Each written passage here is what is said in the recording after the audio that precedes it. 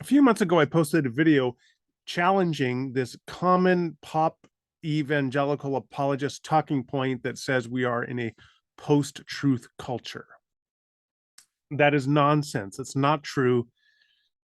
What conservative evangelical apologists who appeal to that talking point often do is they misrepresent, ironically, for those who are purportedly defending truth, they misrepresent certain facets of society or culture, or they overinflate certain trends in order to convey this false impression or false notion that people generally in the culture believe there's no such thing as objective truth, and they're all radical relativists and believe they can just create and make up their own truth. And that's just silly. It's just ridiculous.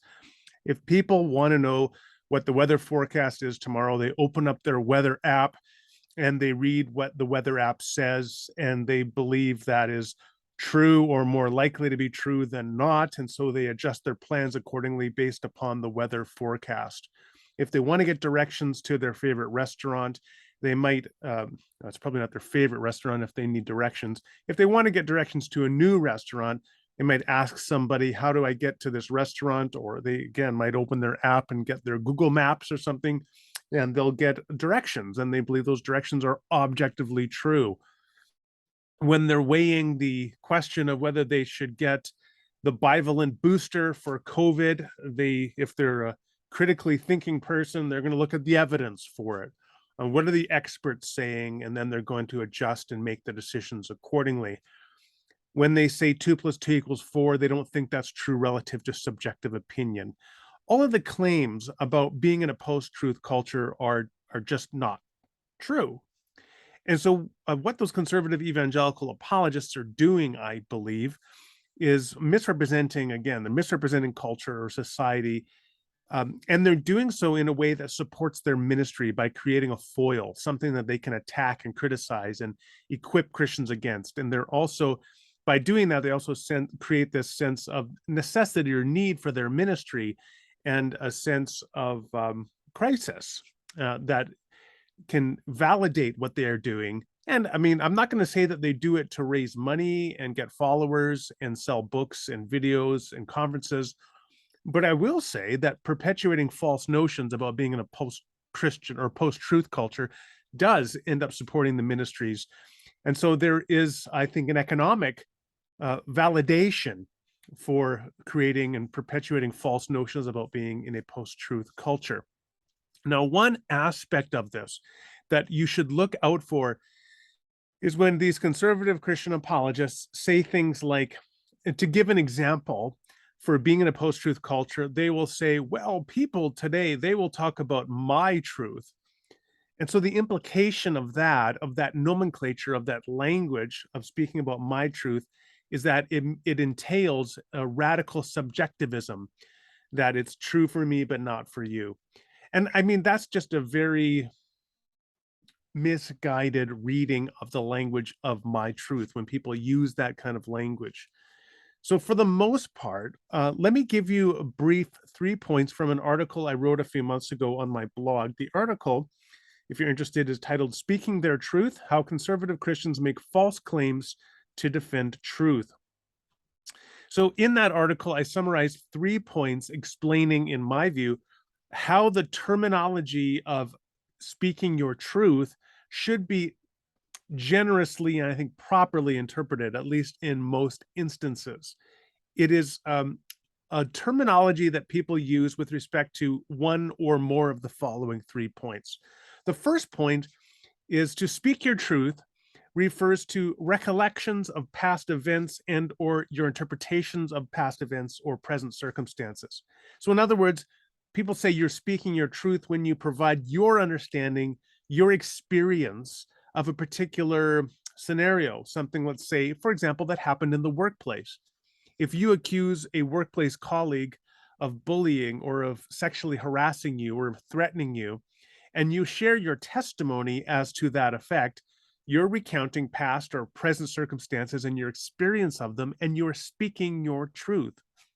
Now, the reality is that the person who does that genuinely believes that that person sexually harassed or bullied or threatened them. So to speak your truth is not simply to share some subjective opinion that's true for me, but not for you. It's to share what you believe to be objectively true, but from your own experience. That's the first point. The second point is this one. To speak your truth involves recognition of the role of subjective interpretation and the primacy of experience. So this flows out of that first point. When you speak your truth, you are recognizing that the experiences you recount have an ineradicable, in other words, you can't remove it, you can't get rid of it, an ineradicable experiential, subjective, interpretive dimension to it. In other words, it's like you had to be there, right? It's tough for you if you haven't had that experience to opine authoritatively on it. But if you have had that experience, then you can. So, for example, the person can say, I mean, there's this famous quote from Mark Twain that the coldest winter he ever spent was a summer in San Francisco. And so if a person says that, another person says, what are you talking about? I found San Francisco summers to be pleasant. And the first person says, hey, I'm speaking my truth, right? That's how I experienced San Francisco summers, is they're cold and chilly. So that would be the second dimension to speaking your truth. Now, on this one, it's possible that what that person could be saying is something consistent with relativism. In other words, they could be saying, this is the kind of fact that is subjectively relative. In the same way that you can say, hey, vanilla ice cream tastes good for me, I'm speaking my truth. Even if you think for you, vanilla ice cream doesn't taste good, for me it does, so I'm speaking my truth. A person could use that language here in a relativistic sense, where truth is person relative. The important thing to understand, however, is that it would be absurd to suppose that they are thereby saying all truth is subject relative. It's all relative to the individual. That is an absurd interpretation. Rather, what they are saying is there is a certain subset of true facts which are true relative to the interpreter. So if you say, hey, it's cold in San Francisco in the summer, or it's unpleasant, let's say in San Francisco in the summer, what that is it's a subjective interpretation. It's relative to the individual, because some people will find it unpleasant, others will find it pleasant, and they can both be true because both of those facts are the kind of facts that are person relative.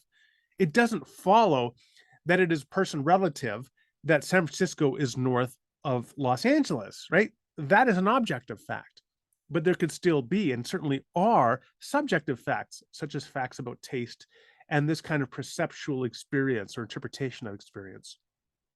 The final point in terms of person relativity, or sorry, in terms of speaking one's truth, is that one speaks one's truth when one acknowledges the importance of validating underrepresented and or historically marginalized individuals or ethnic or social or gender groups or something else.